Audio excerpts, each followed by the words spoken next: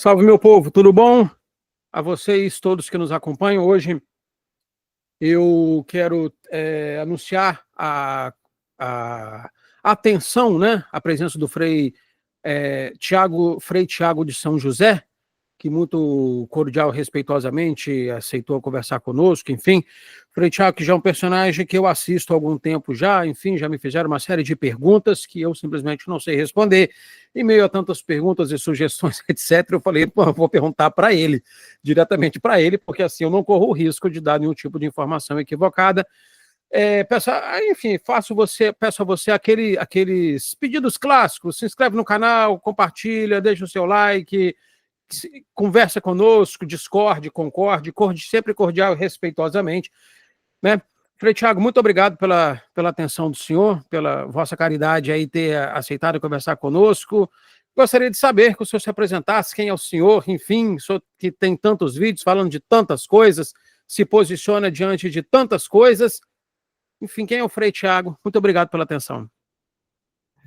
Agradeço também, Vinícius, pelo convite. Sempre enriquecedor a oportunidade de conversar com pessoas, principalmente pessoas como Vossa Caridade, que estudam e que se interessam por esses problemas da igreja. E nós nos apresentamos simplesmente como religiosos, né?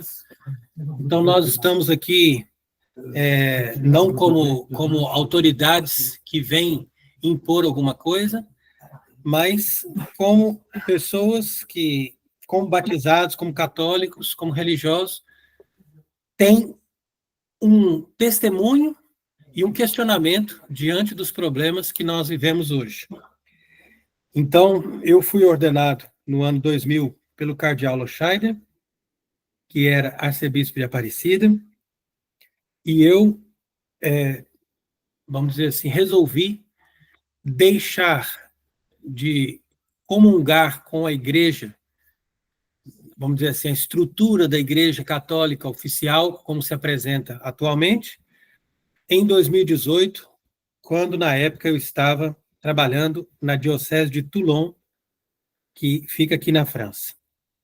Então, essa caminhada que eu tive aí, de mais de 20 anos, dentro da estrutura da Igreja Conciliar, me levou a uma série de questionamentos, e as dificuldades e os sofrimentos que eu tive que enfrentar no meio deles, me levou à conclusão de que esta igreja não pode ser a igreja católica verdadeira de todos os tempos, porque em qualquer época nós seríamos bem acolhidos e valorizados.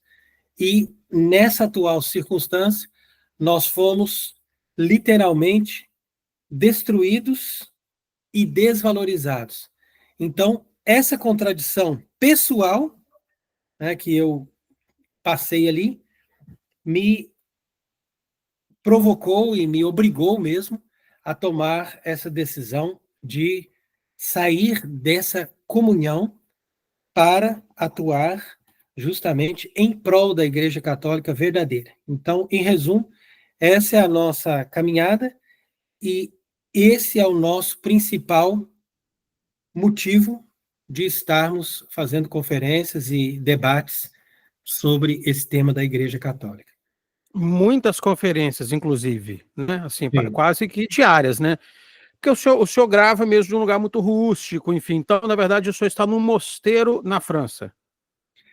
Quando a gente deixou ali a Diocese de Toulon, então eu me refugiei junto dos dominicanos de Avrier, que são religiosos ligados ao lefebrismo. A Vossa Caridade estuda bem o movimento de Dom Lefebvre e tudo mais. Então, sabe o que representa nesse movimento os dominicanos de Avrier. Então, eles me deram ali uma formação. Nessa ocasião que eu estava com eles, eu recebi uma ordenação sob condição de Monsenhor Williamson, que esteve ali e me pediu para 2018. Em aceitar. 2018, isso. Monsenhor Williamson, né, que Uhum. esteve ali e eles mesmos me pediram, falaram, olha, para você trabalhar conosco, é bom que você receba essa ordenação sob condição. Então, esse é um outro tema delicado, mas na ocasião eu aceitei, E, no entanto, 1 ano e meio depois que eu estava nos ambientes desse pessoal lefebrista, que estava já à margem da fraternidade, desde que Dom Williamson já tinha deixado de trabalhar junto com a estrutura da Fraternidade São Pio X. Então, eu percebi que o lefebrismo tinha alguma coisa que não estava correta. Então, foi a ocasião em que eu dei esse passo em direção do que a gente normalmente chama de sede-vacantismo. E, a partir dali, eu me instalei nessa região da Bretanha, onde nós fomos acolhidos, nesse lugar onde a gente vive até hoje, que é não propriamente um mosteiro, mas um lugar que tem a estrutura necessária para nós vivermos o mínimo ali de uma vida religiosa e de termos a estrutura para poder organizar a nossa vida segundo a regra carmelitana. Assim, o senhor vive, então, como um carmelita hoje. Então, Sim. está alinhado ao movimento dos carmelitas. E os senhores estão ligados tem algum bispo que presta assistência para os senhores, presta os sacramentos, algum grupo? Sim, desde esse tempo que eu fiquei para essa direção do sede-vacantismo, então nós procuramos um bispo que já há muitos anos foi sagrado, na linha do Monsenhor Ilica, que era um bispo tcheco que sagrou Monsenhor Korab, e que, por sua vez, sagrou esse bispo que nos atende, que se chama Monsenhor Michael French. Então, esse bispo é um homem discreto, um homem de poucas palavras, mas uma pessoa muito reta, pessoa muito honesta e muito sério na maneira como ele lida com essa responsabilidade de ter um episcopado e de manter a linha da sucessão dos apóstolos, né, através desses sacramentos, entendeu? Que o senhor entende, então, hoje a linha do sede-vacantismo entende que a linha do arcebispo francês Monsieur Marcel Lefebvre já não mantém a mesma ortodoxia de outrora. Não mantém a mesma ortodoxia. Duas questões que eu gostaria que você respondesse. Primeira coisa, o que é o sede-vacantismo e como surgiu o sede-vacantismo? Então, o nome sede-vacantismo deriva-se da palavra sede vacante. Então, todas as vezes que a igreja não tem um papa, então a gente declara que a sede está vacante. Então, esse nome foi dado pelas pessoas que discordam do sede-vacantismo, mas depois os próprios sede-vacantistas aceitaram ser chamados assim. Eu acho que esse nome não representa nada, porque nós não estamos simplesmente dizendo que a sede está vacante, porque isso seria uma coisa muito evidente e muito fácil de resolver, né? Porque quando morre um papa, a sede fica vacante e nós resolvemos o problema simplesmente elegendo um novo papa através de um conclave de cardeais. Então, se nós tivéssemos simplesmente um problema de sede vacante, nós não teríamos uma dificuldade tão grande assim para tratar. Mas o problema é muito mais sério do que isso, né? Então, eu acredito que a melhor definição para o que acontece nos nossos dias foi dada pela própria Virgem Maria no Segredo de La Salette, que, para mim, é uma revelação importante e que nos apresenta bem o problema daquilo que nós estamos vivendo. Então, ali, Nossa Senhora chama a questão do que nós vivemos hoje de uma igreja eclipsada. Ela diz, a igreja estará eclipsada. Então, o eclipse da igreja acontece justamente isso. Quando você vê um astro que entra na frente de outro astro, então quer dizer que a entidade que agora se apresenta como igreja católica, mas que é uma outra igreja, foi aos poucos tomando posse de todos os ambientes que antes pertenciam à igreja católica, e com isso foi fazendo um eclipse, a ponto de fazer com que esse eclipse cobrisse totalmente a igreja, de maneira que a gente já não tem mais hoje nenhum padrão, nem da moral, nem da doutrina, e muito menos da liturgia, que corresponda àquilo que a Igreja Católica sempre teve. Então, por isso que a gente pode falar no eclipse da igreja. Mas o movimento do sede-vacantismo surge em consequência dessa reflexão do problema do que aconteceu no Vaticano a partir do Vaticano II.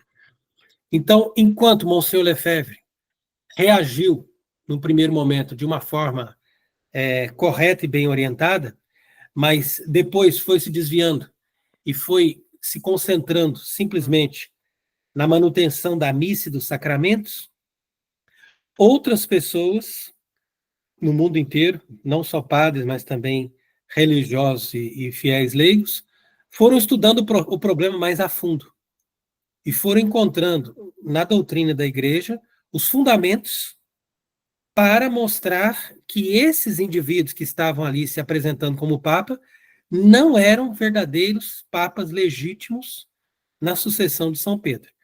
Então aí vem toda a argumentação que a gente também faz nos vídeos, né? Então, Vossa Caridade entende que o último Papa legítimo, dídimo Papa da Igreja, representante da linhagem apostólica, foi Pio XII, a partir de João 23, então, João 23, Paulo VI, João Paulo I, brevemente, João Paulo II, Bento e Francisco, são todos impostores. São impostores. Isso não significa dizer que eles tenham uma intenção má, porque a gente não julga a intenção deles. A gente julga simplesmente aquilo que objetivamente eles fizeram ou disseram. Né? Porque se eles fizeram coisas ou disseram coisas que correspondem àquilo que a Igreja condena, então, ou eles seriam papas, mas os papas não seriam infalíveis, né? Ou eles não seriam papas, considerando que os papas são sempre infalíveis. Então, não tem como escapar dessas duas questões. A infalibilidade papal, ela se dá em coisas pequenas, triviais, no magistério da Igreja, ou não seria somente em proclamações solenes, dogmáticas? Então, a infalibilidade papal, como diz o Concílio Vaticano I, ela se dá no magistério extraordinário, solene, e no magistério ordinário. Significa que o Papa, uma vez que ele fala como Papa, ele está falando ex cátedra. É isso que a maioria das pessoas não sabe. Então, os galicanos que trabalharam antes do Concílio Vaticano I para que o dogma da infalibilidade nunca fosse aprovado, depois do concílio, eles trabalharam para criar o que a gente pode chamar de um semigalicanismo. Então, o semigalicanismo corresponde um pouco ao semi-arianismo. Então, se você vai lá no passado, século IV, você vai descobrir a crise ariana. A crise ariana é muito interessante. Eu estudei um livro muito interessante que fala da crise ariana, fala da história, fala do problema. E a grande maioria das pessoas não sabe que o que mais deu trabalho não foi o arianismo anterior ao Concílio de Nicéia, mas foi justamente o semi-arianismo posterior ao Concílio de Nicéia, que tentou anular aquela fórmula que o concílio tinha proclamado ali para mostrar a consubstancialidade do Filho e do Pai. Então, o semi-arianismo quis criar uma definição diferente e dizer, não, tudo bem, o Filho é Deus, mas ele é diferente e menor do que o Pai. Da mesma forma, o galicanismo trabalhou para dizer, não, o Papa é tão falível quanto qualquer outro bispo. Depois que o concílio disse, não, o Papa é infalível nas suas definições ex cátedra. Então aí o galicanismo inventou essa fórmula, falou assim, não, a definição ex cátedra é uma definição solene. E sendo que isso é falso. O que faz as pessoas confundirem é que quando um Papa faz um documento solene, ele, para reafirmar o seu magistério e a sua autoridade, ele diz, e nós estamos aqui ex cátedra para dizer isso e para confirmar isso. Então, ali é onde vem o erro. Aí as pessoas pensam, mas então quer dizer que ele falou agora. Então, agora ele está dizendo ex cátedra, mas antes ele não estava dizendo ex cátedra. Então, isso é falso. Ex cátedra significa, por definição, desde o início da igreja, que o Papa fala como Papa. Simplesmente isso. Então, ele pode fazer uma homilia, pode fazer uma encíclica, pode fazer um discurso, pode fazer uma locução, pode fazer uma bula.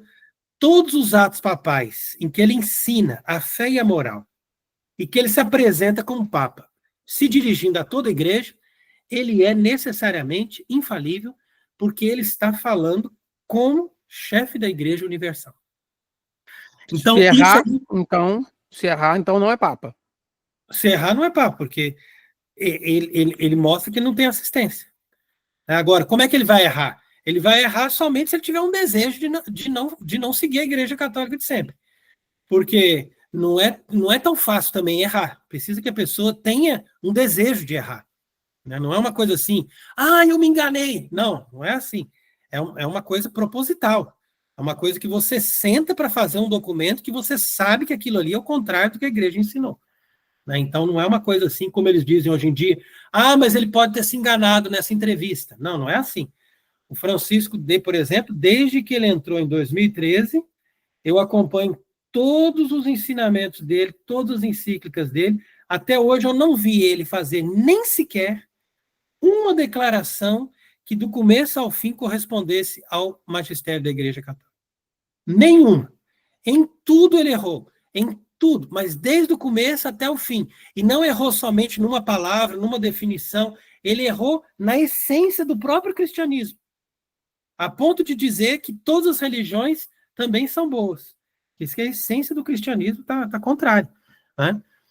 E é claro, no começo a gente se levanta contra Francisco, mas depois a gente acaba chegando na raiz do problema, porque a gente é obrigado a estudar também o que João Paulo II disse, o que Bento XVI disse, e vamos trinchando até chegar no João 23, que é a carta da manga mesmo dos inimigos da igreja, porque foi ele que começou com essa proposta de fazer uma igreja que não excomunga mais ninguém. Então, sendo que a essência da igreja católica é excomungar os hereges. A essência, desde o começo, é isso. Nós trabalhamos para excomungar os hereges. Por quê? Porque nós temos que proteger o rebanho do erro. Isso é a mentalidade de todos os papas, de todos os bispos, em todos os tempos. Você pode ler os documentos antigos, pode estudar as cartas, pode estudar as comunicações. Sempre a obsessão deles, né, se a gente falar numa linguagem moderna, eles eram pessoas doentes que viviam nessa obsessão. Temos que excomungar. Né? Mas na linguagem divina, né, isso é a linguagem moderna que vê aquilo como uma coisa ruim. Mas na linguagem divina, eles eram protetores do rebanho. Ou seja, eles eram verdadeiros episcopos vigilantes que estavam sempre procurando evitar que o mínimo do erro penetrasse ali e se disfarçasse de catolicismo, quando, na verdade, estava contaminado pela heresia. Sim, no século XIX não faltaram documentos de condenação. Sim, no século XIX era muito comum diversos erros condenados, né? Do ponto de vista da igreja, sim, a igreja condenou, né? O racionalismo, o cientificismo, o positivismo, o naturalismo, entendeu que o modernismo aí é a síntese de todos esses erros, enfim, foi uma aí no já século XIX, século XX. Isso, em 1903, né, que ele, não, 1907, que ele proclamou a Pascendi, né, Dominis, como é que é? Pascendi Dominis Grex. Pois é, assim, é um documento de condenação, né, isso norteou muito a formação dos prelados católicos no século XIX, no início, na primeira metade do século XX, enfim, a igreja tinha essa postura muito de condenação, por isso o Concílio Vaticano II também foi um concílio muito claramente, assim, sem juízo de valor, mas assim, como historiador mesmo, de quem compara o magistério do século XIX, por exemplo, o magistério do Concílio Vaticano II, que propõe as atualizações oportunas, o adornamento da igreja, concílio, né? Então, é por isso que o senhor entende, então, que o Concílio Vaticano II foi um concílio errado, assim, igualitário, maçônico, certo? Queria que o senhor comentasse sobre isso, a infiltração maçônica na igreja. Exatamente. Como Vossa Caridade comentou, não só o século XIX, mas, como eu disse, toda a história da igreja, desde os apóstolos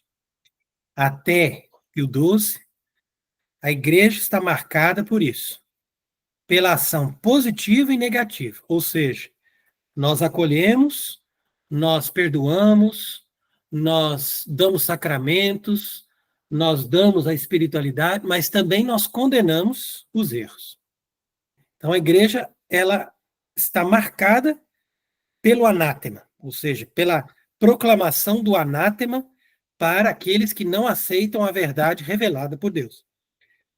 Então, quando você tem um concílio que se apresenta, como foi o caso do Vaticano II, com o objetivo de abrir a igreja para o mundo e de não proclamar o anátema, então nisso você já tem um concílio inválido. Por quê? Porque, como argumentou bem, nesse caso aí, o padre Hesse, né, que era um padre americano, austríaco, que vivia nos Estados Unidos, ele, nessa parte, explicava bem, o concílio tem que ter uma matéria para condenar. Então, nenhum concílio na história da igreja, a Vossa Caridade como historiador sabe disso, nenhum concílio se reuniu e falou assim, nós vamos reunir para a gente conversar, não temos nada para condenar. Não existe isso. A igreja, sempre que se reunia em concílio, ela já colocou na primeira reunião da pauta. Quem são os heréticos aqui? Essa gente está ensinando isso. Calma, agora é a hora que a gente vai condenar essa gente, mas primeiro vamos explicar bem o problema, eles vão se apresentar, vão se explicar por que eles estão ensinando isso, e depois de a gente resolver bem a coisa aqui, a gente proclama o anátema. É assim que se faz um concílio. Então, se a gente estuda, eu estava estudando justamente esses dias o segundo concílio de Constantinopla, que condenou o monotelismo, né? Então, é muito bem explicado nas atas desse concílio como que eles realizam todo esse procedimento.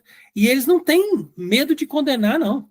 Não importa que seja o patriarca de Constantinopla, que seja o patriarca de Alexandria, quem está com erro vai sentar ali no banco dos réus. Né? Então é até bonito isso, porque é o zelo desses pastores, protegidos, inclusive, pelo poder temporal, que isso aí também considero um milagre de Deus, de ter esse poder temporal que em todos os tempos deu essa proteção para que a Igreja Católica tivesse autoridade para condenar esses elementos e manter essa condenação e colocar essa gente para fora. Colocar para fora significava tirar essas pessoas dos templos e das sedes que eles ocupavam. E isso aconteceu até o Concílio de Trento, porque a partir do Concílio de Trento, nós já começamos a ter uma realidade mais difícil, porque a Igreja fez um concílio, como Vossa Caridade sabe, com a proteção do Império Austro-Húngaro, mas em muitos lugares, como por exemplo na Alemanha e mesmo na Inglaterra, eles não podiam destituir aqueles bispos ou aqueles pastores deles ali, porque o poder temporal já estava se colocando ao lado dos heréticos. Então aí que começa também o problema, porque para a gente analisar o problema da igreja, sem analisar a história, sem analisar essa conjugação do poder temporal junto com o poder espiritual, fica difícil, porque senão a gente fica falando somente em discussões, não, mas a lei mudou, mas a missa mudou, mas o problema não é só esse. Antes eu estudava essas questões teológicas, e aí eu cheguei em algumas conclusões, mas a gente não consegue ver o problema inteiro. Então, é necessário que a pessoa estude não somente a questão teológica, mas também a questão histórica e política, para nós percebermos que a igreja, como instituição, depende dessa confirmação do poder temporal. E o Vaticano II nada mais é do que a nova igreja aprovada pelo poder temporal revolucionário. Ou seja, aquele poder temporal que se implantou pelas revoluções. Então, esse poder primeiro tomou o poder e tomou o controle de todas as nações da Europa, depois ele foi lá e deu o golpe para poder manter um papa do lado deles, né, um papa entre aspas, que ficasse conforme a lei deles, governando o Vaticano. Então, a partir dali, todo o sistema ficou completamente alinhado, entendeu?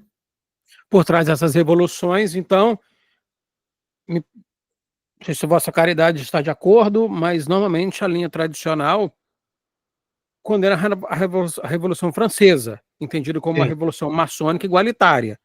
que abriu, intensificou um processo de secularização na Europa, e essa secularização chegou até o clero, e o clero, por sua vez, então, aderiu aos princípios ecumênicos, igualitários, e aí a Cúria Romana pretendeu fazer um concílio conservador, todavia, a Cúria Romana perdeu espaço para esse pensamento igualitário, que tinha chegado no norte da Europa, e aí foi aí, então, que eles deram um golpe, essa blitzkrieg, assim, por dentro do concílio, ganhar a igreja por dentro do concílio, imbuída de pensamentos maçônicos. Essa a linha de vosso pensamento?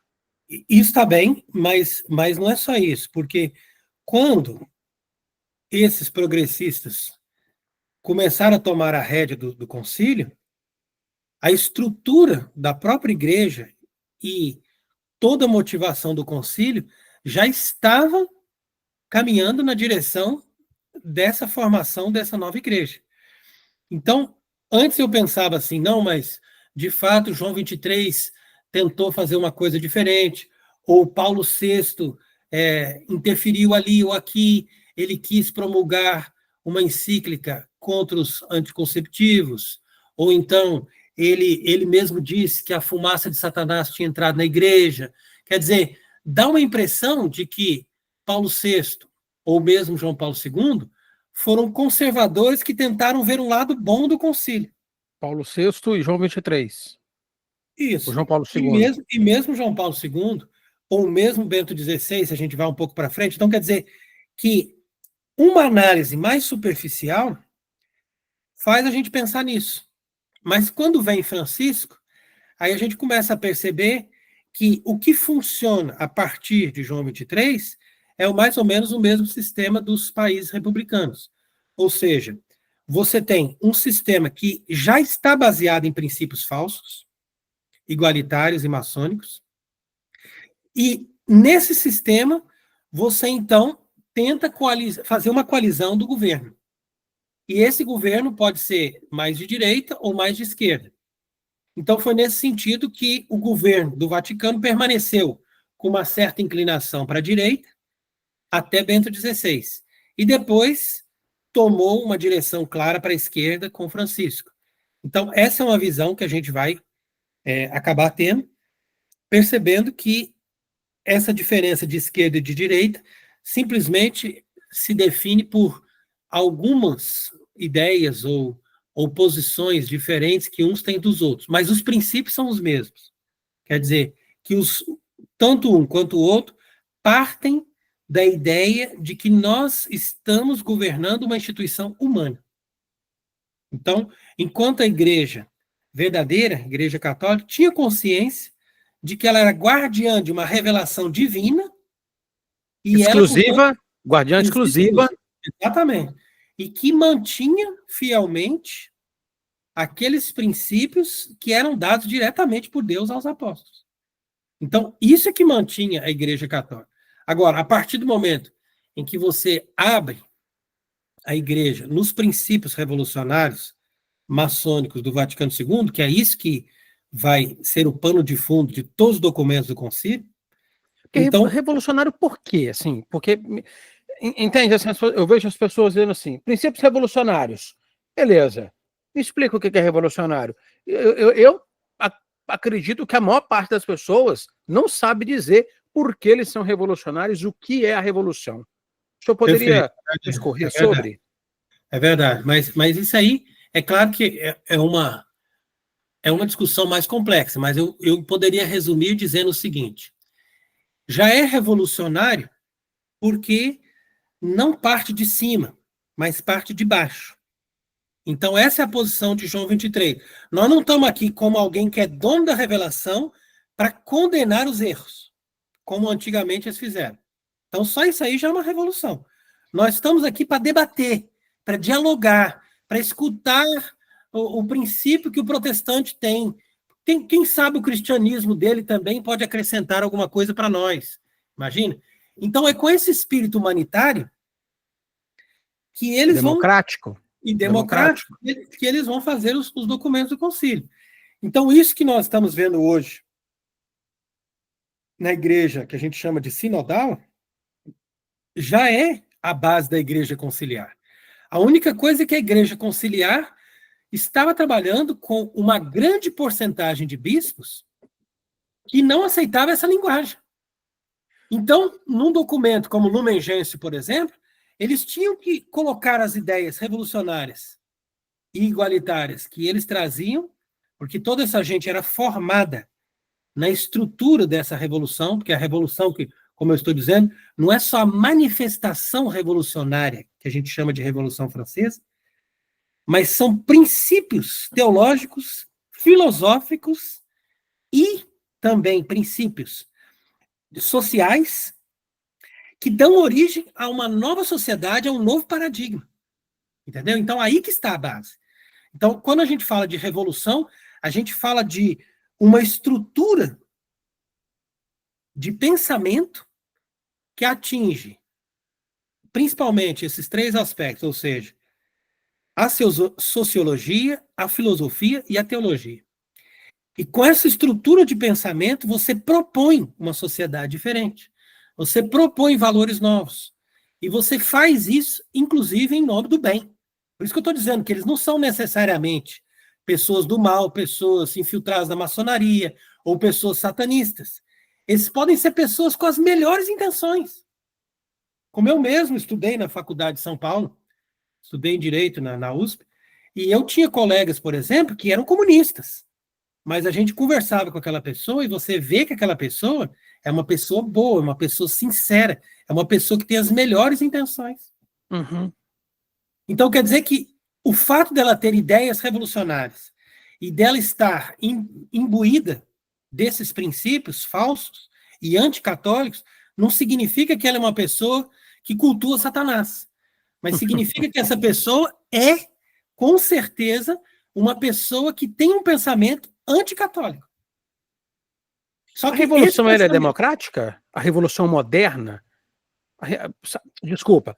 A democracia moderna e pensada aí, enfim, pelos teóricos, né, do século XVIII, enfim, e esse modelo preconizado de democracia, o senhor entende como um malefício para a igreja? A democracia ela é ruim? Um católico deve ser antidemocrático?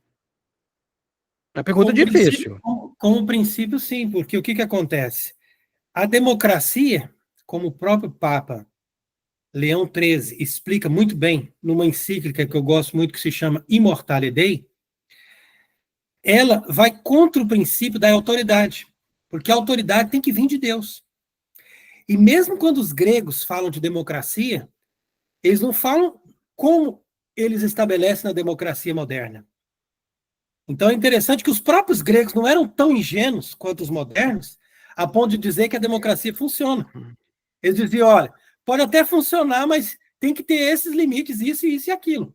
Então, quer dizer, o que nunca foi aplicado na consciência moderna. Então, o que hoje eles chamam de democracia, na verdade, não passa de uma grande demagogia. Porque é parte do método revolucionário, e isso vem do próprio Lúcifer, porque Lúcifer que inspira tudo isso, de convencer as pessoas que estão num grau abaixo de que elas podem estar num grau acima.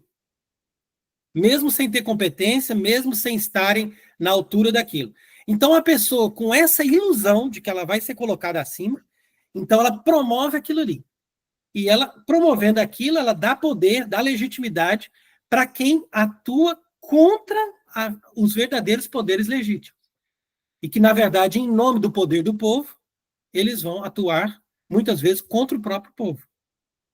Então, quer dizer que o comunismo tirânico ou a democracia, eles vão ter duas faces, mas vão ser a mesma moeda, porque tanto um quanto o outro são governos de dominação. A única diferença é a maneira como eles vão promover o modo de produção ali. Então, por exemplo, no comunismo você tem uma implantação de poder muito mais violenta, mas com isso você depois vai ter uma força muito maior para poder acumular bens para o Estado. E o Estado vai estar a serviço do sistema. É o que aconteceu na China, o que aconteceu na Rússia. Ninguém tira o poder deles mais. Entendeu? E ninguém chega ali e diz, não, você tem que sair do poder. Não tem como. Porque ele dominou todo o sistema de produção. Agora, num sistema capitalista, o que você tem que fazer? Você tem que fazer um trabalho maior. Por quê? Porque você ainda deixa as pessoas terem riqueza e propriedade. Mas você vai dominar as pessoas pela propaganda. Então, eles têm que fazer um esforço maior de investir na propaganda e manter as pessoas ali sob as aparências de democracia, seja levando as pessoas pela esquerda, o que para eles é mais vantagem, ou levando as pessoas pela direita, que é um pouco mais difícil, mas também chega nos objetivos. Entendeu? Então, no final das contas, nós não estamos falando simplesmente de um sistema de governo que é concebido dentro de uma lógica.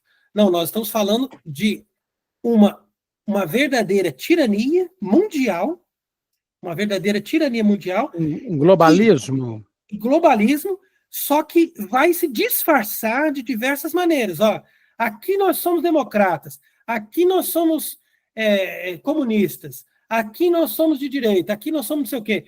Mas, no final das contas, tudo isso é um sistema único, entronizado com o princípio de que não vem de Deus a autoridade. Mesmo que você tenha liberdade para escolher a sua fé, você não pode dizer que Deus é a fonte da autoridade. Aí que está o problema todo dessa questão do sistema de poder, entendeu? Então, o senhor, assim, Donald Trump foi eleito, né, presidente, enfim, apresentado como quase um oblato da Virgem Maria, assim, um homem Exato. casto, íntegro, e, enfim, na verdade, Donald Trump teve uma vida sexual, assim, bastante ativa, assim, ele não é tá longe de ser um homem casto, enfim, um dídimo católico, etc. Enfim, no entanto, ele é apresentado como um salvador dos novos tempos, contra o globalismo. Então, o senhor não compra essa ideia. Não, na verdade, a gente também não precisa cair num jansenismo de imaginar que a gente tem que ter santos imaculados no governo. Carlos Magno também, se você for olhar lá na história, ele não era nada assim, flor que se cheira, como a gente costuma dizer, né? Mas era um homem que estava baseado nos princípios.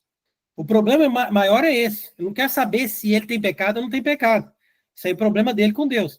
Mas ele está baseado nos princípios cristãos verdadeiros, aí que está o problema. Não está. Entendeu?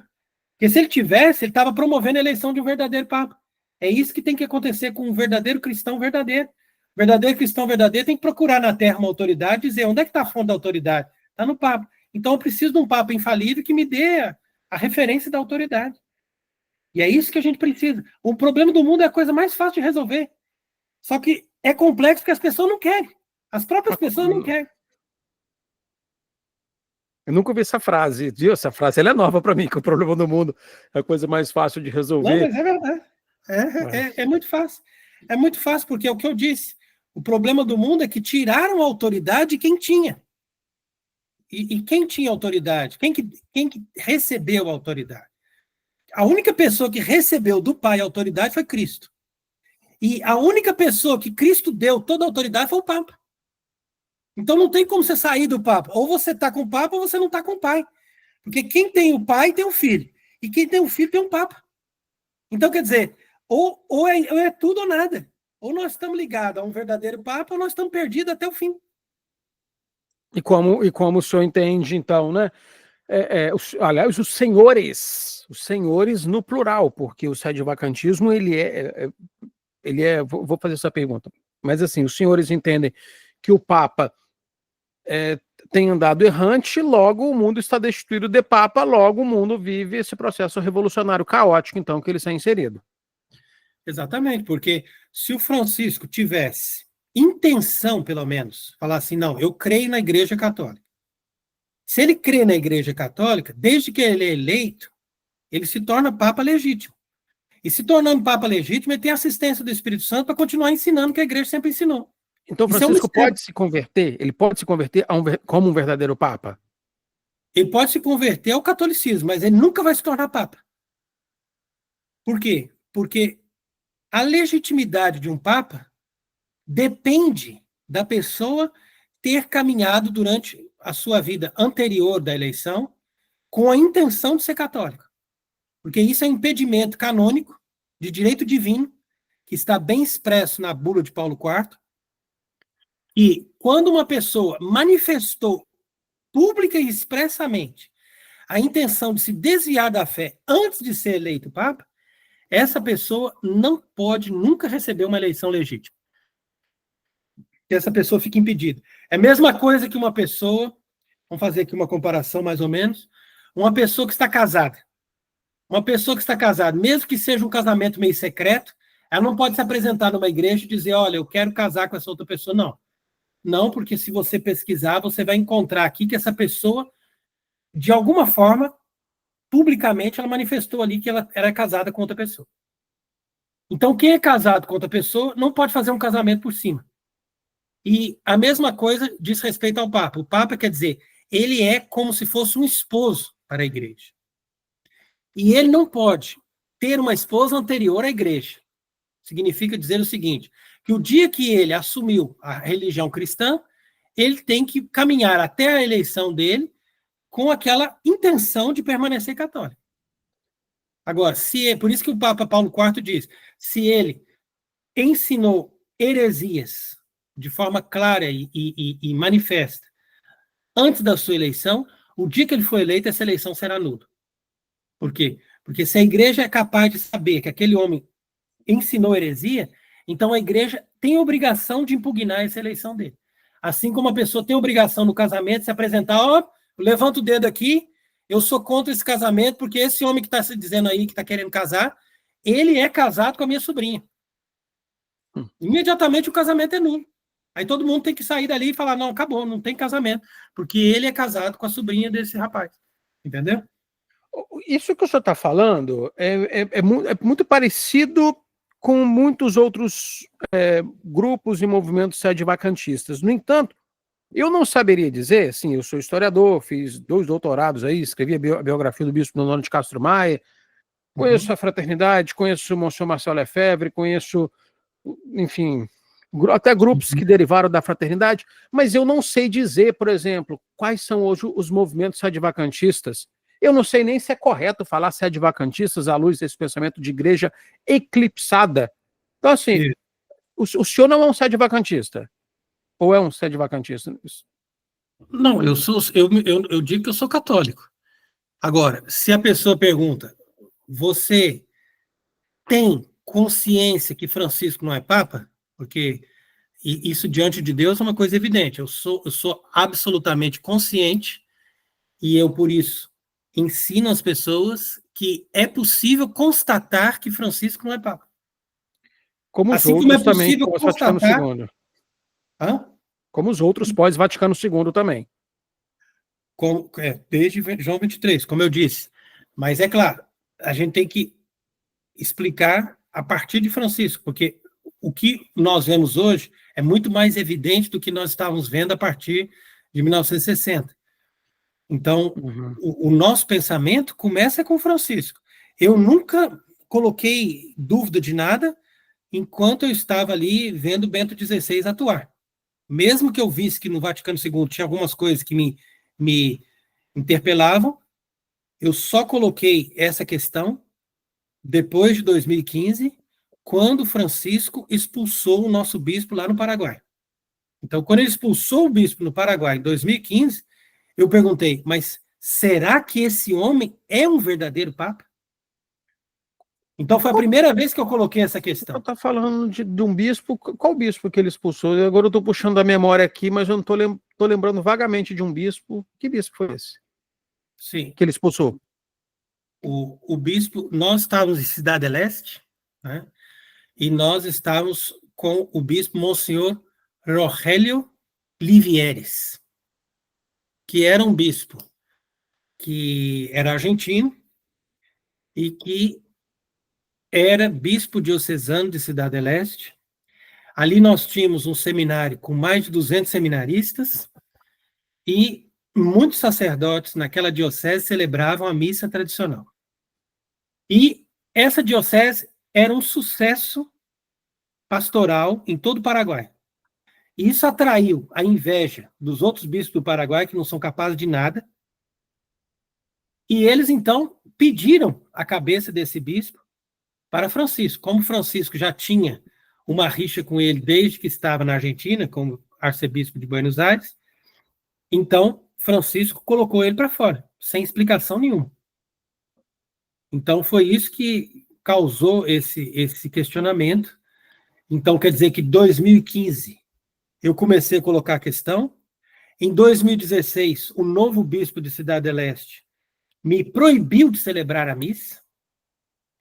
Em 2017, eu deixei o Paraguai e comecei a tentar me organizar para ir para outro lugar. Em 2018, eu já estava na Diocese de Toulon, como eu disse, na França, a convite de um outro padre que também tinha vindo da Diocese de Cidade del Este. E ainda no ano de 2018, eu percebi que o problema não era só no Paraguai, mas que isso era uma questão muito mais grave, que envolvia toda a igreja, mesmo na Europa, e que não era possível mais continuar na estrutura da igreja. Porque antes eu acreditava que nós tínhamos que reformar, ou que nós tínhamos que lutar pela santidade, pelo bem, pela causa da verdade, dentro da estrutura da igreja visível e oficial. E só nessa ocasião, em 2018, como eu disse, é que eu percebi que não existe mais nessa igreja oficial, nessa estrutura, pelo menos atualmente, depois de Francisco, porque na ocasião de Bento XVI e de João Paulo II era diferente, né? Mas, infelizmente, a partir de Francisco, todos os bispos e todos os cardeais estão todos alinhados com o pensamento dessa nova igreja.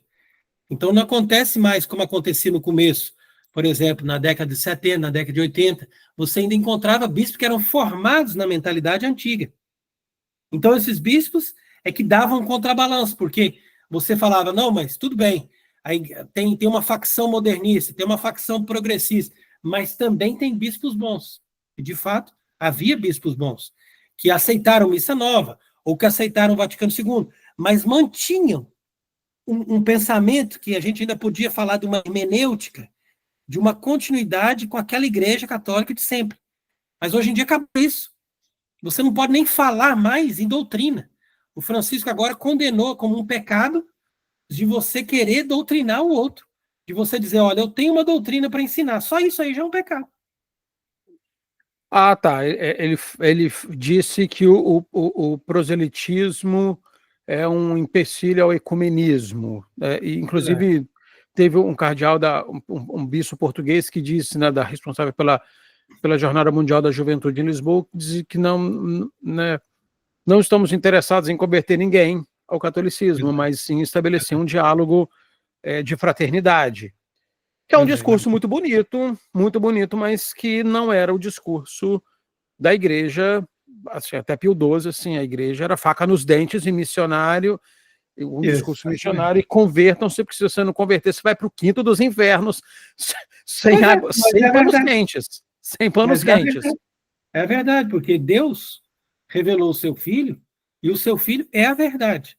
Agora, se Jesus Cristo, sendo ele a verdade, ele disse, quem crer e for batizado, será salvo. Quem não crer já está condenado. Então, quer dizer, se nós escutamos essa palavra, nós não podemos interpretar diferente. É uma coisa bem evidente. Nós convidamos as pessoas a crer. Se a pessoa se submete a Deus, crendo na revelação divina, então essa pessoa será salva. Agora, a pessoa que não crê, ela faz uma oposição a Deus e ao Filho de Deus. Então, com isso, ela pelo menos entra num estado de condenação. Agora, se ela vai se arrepender, se ela tem uma maneira ali de Deus ter misericórdia dela, isso aí é uma questão subjetiva. Mas, objetivamente falando, ela não tem como se salvar na medida em que ela não aceita a revelação do Filho de Deus. Por que os grupos advocantistas são tão plurais? Eu não sei responder essa pergunta. São muitos. Não, essa pergunta é fácil de responder. Isso eu me questionei também, porque, como eu lhe expliquei, eu deixei a estrutura da igreja conciliar e, num primeiro momento, aderi ao lefebrismo, que era aquilo que eu vi ali, que estava pelo menos mantendo a missa tradicional e os valores da doutrina. Depois é que eu fui percebendo que no lefebrismo existem duas heresias graves, que são o galicanismo, que é justamente esse desprezo pelo Papa, e de dizer que o Papa só é infalível num caso extremo e que a gente não é obrigado a obedecer um Papa, nós podemos muito bem trabalhar tranquilos na nossa consciência, sabendo que nós estamos em desobediência com o verdadeiro Papa que está em Roma. Então, isso aí é o galicanismo. Agora, além disso, como se não bastasse, ainda existe o jansenismo. Então, o fenômeno do jansenismo também é um fenômeno interessante, convido, inclusive, Vossa Caridade a se debruçar sobre isso, do ponto de vista histórico, porque é muito interessante, século XVII, Luís XIV, a luta contra o jansenismo, por que ele pediu ao Papa a bula unigênitos. Então, quer dizer, o jansenismo é uma das heresias muito mais graves de toda a história da Igreja. Por quê? Porque é uma heresia que não tem um erro assim, pá, nós ensinamos isso. Não. É uma heresia, a primeira heresia da história que não é um erro em contradição com outras coisas que a Igreja ensina e que, portanto, seria fácil de identificar. Mas é um novo modelo de igreja. Então, o jansenismo já é esse novo modelo de igreja. É uma maneira puritana e protestante de estar vivendo a sua fé e querer, ao mesmo tempo, pertencer ao corpo eclesial. Então, a pessoa diz, olha, quer saber de uma coisa? Eu adoto o protestantismo. Mas como aqui no meu país ser protestante é uma coisa meio pejorativa, então eu fico no corpo eclesial. Mas eu penso como protestante. E pensar como protestante não significa necessariamente adotar missa nova ou ter costumes ou pregações que a gente considera protestantes. Porque, principalmente no Brasil, quando você fala de protestante, você imagina só Edir Macedo e protestantes pentecostais. Ah, não. Protestantismo também é o anglicanismo, protestantismo também são esses movimentos ultratradicionais, como é o caso do galicanismo e do jansenismo. E o jansenismo é um movimento que ele tem essa índole de formar elites. Então, por exemplo, quando você fala do trabalho de Dom Castro Maier, né, você pode perceber, pelo menos é a leitura que eu faço, que no primeiro momento, Dom Castro Maier se apresenta como um bispo católico. Num segundo momento, o Dom Castro Maier começa a ser absorvido pelo movimento lefebrista, e é um movimento lefebrista que toma conta de tudo. E aqueles padres que antes eram católicos, ou seja, que tinham um raciocínio católico, e que facilmente chegariam à conclusão do sede-vacantismo, e que não teriam postura jansenista, com o tempo começam a ser galicanos e jansenistas. De tal maneira que não é nem Dom Castro Maier que vai sagrar o sucessor dele, mas são os bispos da fraternidade que vêm ali para sagrar o sucessor dele, que é Dom Luís V. São Fidelis, Dom Luís V, 91. Exatamente. Então você percebe que alguém ali tomou as rédeas. Eu não diria nem que foi Monsenhor Lefebvre. Eu diria que alguém chegou ali e falou assim, coitado do Dom Castro Maier, ele é um pobrezinho. Nós é que somos a elite. Isso é o jansenismo, tá vendo? O jansenismo é isso. Coitadinho, o bispo lá do Brasil, coitado, nem sabe o que está falando. Nós é que somos a elite. E eles chegam lá e vêm por cima, entendeu? E eles impõem. Uhum. Isso é fraternidade, isso é jansenismo. Então, quer dizer, quando eu fui perceber nesses movimentos, então, logo eu percebi que era necessário partir para um outro critério. Aí eu fui descobrir que o sede-vacantismo é um mundo obscuro, por quê? Porque dentro do sede-vacantismo existem aqueles que partiram dos mesmos critérios da fraternidade, chegaram à conclusão óbvia que Francisco não é papa, mas não se libertaram nem do jansenismo, nem da maneira de raciocinar galicana. Que a maneira de raciocinar... O senhor está falando da resistência, do movimento da resistência do Dom Williamson? Não, está falando desse movimento? O Dom Williamson vai na mesma linha da fraternidade. Só romperam em termos de organização de governo. Mas os que trabalham com o Monsenhor Williamson não mudam nada do que a fraternidade, do que Lefebvre fez. Agora, os sede-vacantistas que vão para o lado do Secada ou do Sambor, que são dois grandes líderes do sede-vacantismo mundial, justamente americanos, pessoas o padre que saíram... Secada não foi bispo, né, padre? O Frei. Não. O padre Secada e o Monsenhor Sambor, aí ele é bispo. Exatamente. Esses dois, eu diria que são os dois principais influenciadores do movimento sedevacantista. E eles são pessoas que saíram de Econe e que se estabeleceram nos Estados Unidos. Então, quer dizer, eles vão manter a mesma lógica do jansenismo, a mesma lógica do próprio galicanismo, que inclusive se manifesta na tese, que a tese que Sanborn segue é uma tese também galicana, que divide o Papa em dois, material e formal. É uma coisa impossível, a igreja jamais faria um raciocínio desse. Então, essa gente, eles são a causa da divisão. Por quê? Porque quando você estabelece que a igreja não tem autoridade em Roma, mas tem autoridade numa elite escolhida, então é claro que uns vão lutar contra os outros para poder dizer qual que é a elite mais perfeita moralmente, teologicamente e liturgicamente do que o outro, entendeu? Então, o que eu encontrei no Sedevacantismo, na verdade, é isso. É um mundo de facções sectárias. Tem muitas. De tendência. Eu nem sei dizer quantas, assim, eu não sei nem dizer Exatamente. quantas. Mas é exatamente isso. Por causa da tendência jansenista, porque a tendência jansenista não busca uma fonte de autoridade, mas busca simplesmente se identificar com aquela seita que é mais perfeita que a outra. Então, um sedevacantista, a mente de um sedevacantista hoje raciocina assim: deixa eu acordar de manhã na internet para ver quem que é mais perfeito do que o outro. Porque se eu ver que esse daqui está fazendo mais sucesso e que ele é mais perfeito, eu vou me juntar com eles. Entendeu? Por quê? Porque o que move um sedevacantista é o espírito de orgulho de se identificar com aquele que é mais perfeito do que o outro. Porque não existe uma fonte de autoridade. Entendeu? Não existe. Existem simplesmente referências morais e litúrgicas e teológicas de perfeição. Mas isso que o senhor está falando...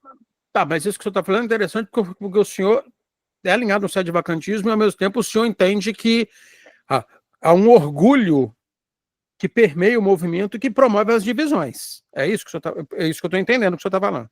Isso, o senhor entendeu muito bem. Eu não sou de forma alguma alinhado ao sedevacantismo. Para mim, sedevacantismo é uma coisa morta e perdida. Eu simplesmente chego à conclusão que Francisco é Papa. Aliás, chego à conclusão que Francisco não é Papa. Então, chegando à conclusão que Francisco não é Papa, eu organizo a minha vida para poder viver como católico, sabendo que aquele homem não é referência do papado. Agora, se eu não tenho a referência dele como Papa, eu preciso fazer todo o esforço possível para que a igreja chegue a uma eleição de um verdadeiro Papa. Entendeu? Então, quer dizer que a conclusão de que Francisco não é Papa, se nós estamos livres, realmente livres, do galicanismo, de qualquer tipo de tese e de qualquer tipo de tendência jansenista, então nós não somos a igreja. Aí que está o problema. Nós não somos a igreja. Nós simplesmente somos fiéis, somos católicos, somos batizados, querendo encontrar a igreja. E essa nossa busca da igreja vai necessariamente nos levar até os bispos que tenham a consciência do seu episcopado, que ainda possam garantir alguma consciência do episcopado e dizer, olha, eu sei que o meu episcopado depende de um papa. Então, eu tenho que trabalhar para a eleição de um verdadeiro papa. Mas os senhores têm contatos com outros organismos sedevacantistas, bispos sedevacantistas? Porque me parece que alguns grupos têm bons diálogos, outros não, enfim. Sim, nós não temos muito contato, mas isso não importa. A questão não é o nosso contato, porque não somos nós que vamos fazer isso. O que vale, na minha opinião, é cada pessoa fazer a sua parte. Por exemplo, a minha parte é não trabalhar para o sectarismo, é não trabalhar para formar mais uma seita, mas trabalhar para que a igreja se reconheça novamente em torno de um verdadeiro Papa.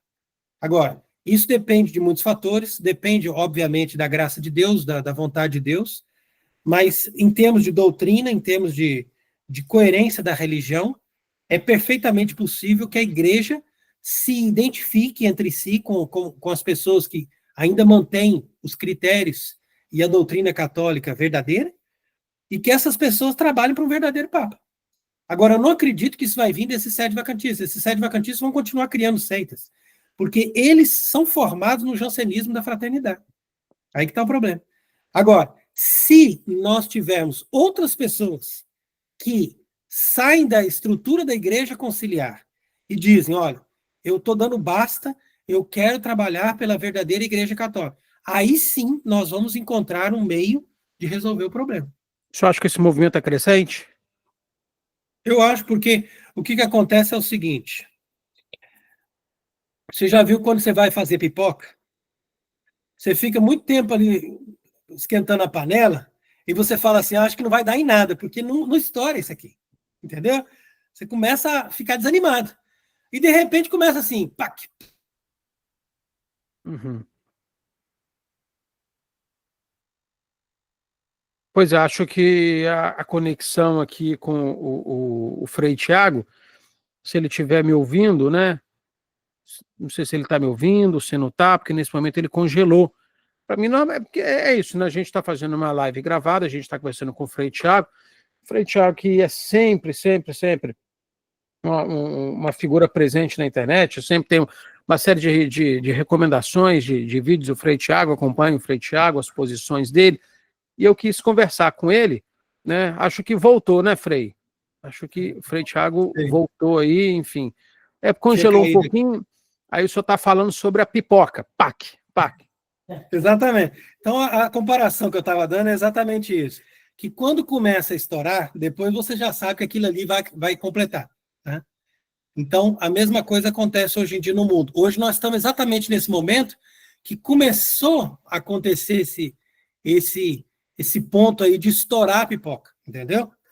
E que as pessoas começaram pelo menos as pessoas que são retas e que são bem intencionadas, porque é com elas que a gente precisa trabalhar, não precisa mais de outras, mas que são retas, são bem intencionadas, essas pessoas já estão chegando à conclusão clara e evidente que é preciso que a igreja tenha um verdadeiro Papa. Então, a partir daí, é uma questão de tempo, e claro, também, como eu sempre digo, de ajuda e de graça de Deus, para que essas pessoas consigam um apoio de um poder temporal, mesmo que não sejam um governante de uma nação, mas pelo menos alguém que tenha uma estrutura de poder, para que essa pessoa proteja esse ambiente de eleição de um Papa e que isso seja garantido, pelo menos por algum tempo.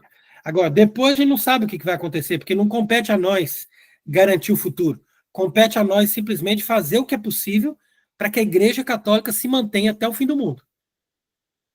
O senhor, então, eu posso, assim, com honestidade intelectual, eu posso dizer que o senhor é um crítico do sede-vacantismo?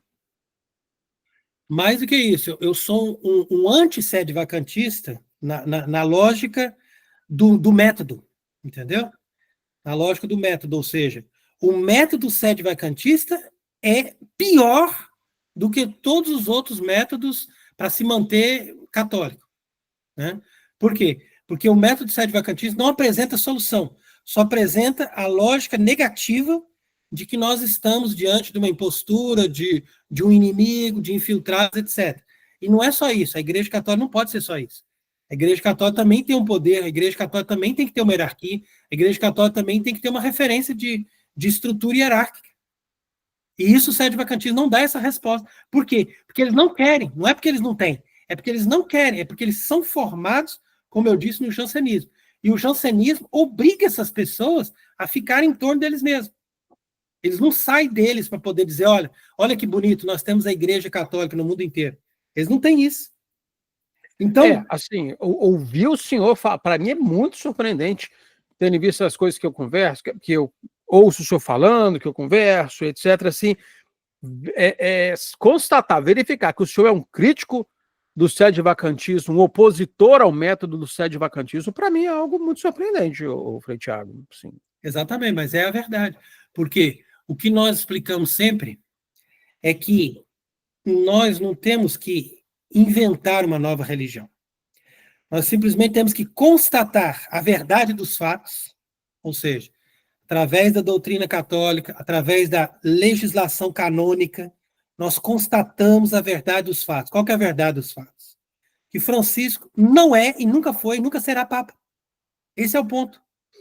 O senhor E, celebra por qual... Sim, desculpa, pode continuar, padre. e só completando a frase, e constatando a verdade dos fatos, nós não podemos cair no método sede-vacantista, que eu costumo dizer, que na verdade não é método sede-vacantista, mas, como eu estou dizendo, é um método jansenista.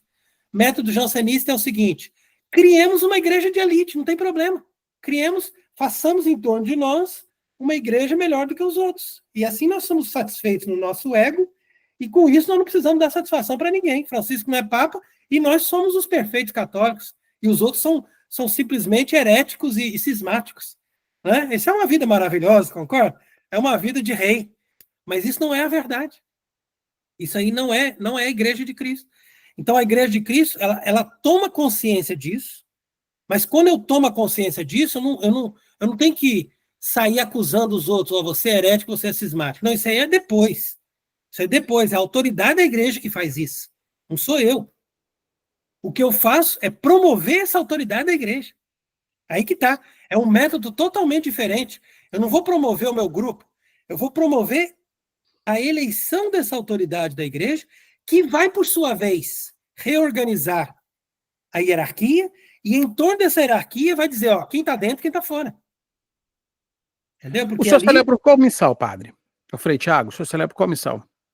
Por qual missal? O ano da missal? Não, eu celebro o missal da Ordem do Carmelo, que é o missal próprio dos carmelitas, e chamado Rito do Santo Sepulcro. Então, a última edição desse missal que nós usamos para celebrar a missa. Agora, se um padre, hoje, quer celebrar um rito segundo a Igreja Católica, então, se ele me perguntasse, eu diria, então, celebre segundo o missal anterior a João 23. Você não pode tocar naquilo que João 23 tocou. Entendeu? Porque João 23, até nisso, ele foi um falso papa sutil. Por quê? Porque um falso papa, para começar a falsa igreja, ele não podia começar como Francisco faz. Ele tinha que começar com toda a pompa, com toda a capa de asperge, com toda a lógica aparentemente tradicional, mas fazendo coisas que quebram totalmente aquilo que a igreja determinou. Então quer dizer que ele foi mexer até no cânon da missa, imagina? Coisa que nenhum papa ousou fazer desde São Gregório Magno. Então, é nisso que a gente percebe que todos os paradigmas, na verdade, foram quebrados por João 23. A partir dali, era simplesmente uma questão de tempo para implantar a igreja sinodal. Olha, meu Deus do céu. Eu quero agradecer imensamente a atenção do senhor. O senhor está falando da França, enfim. Enfim, aí, né, agora são 5h20 da tarde aqui, na diferença são 5 horas, né? 9 da noite, 9 da noite. Pois é, 4 horas. exatamente, enfim. Eu quero agradecer muito, muito mesmo. Eu desejo conversar com o senhor outras vezes para ouvir. Estou muito surpreendido, né, com o que o senhor me falou, no que tange essa questão do sede-vacantismo. Muito obrigado. Gostaria de, enfim, ouvir as considerações finais do senhor para a gente finalizar, para a gente pausar, porque eu desejo conversar com o senhor outras vezes, porque Deus é muita quiser. informação Para nós também é um grande surpreendente. prazer e uma grande honra, sabendo, né, que vossa caridade...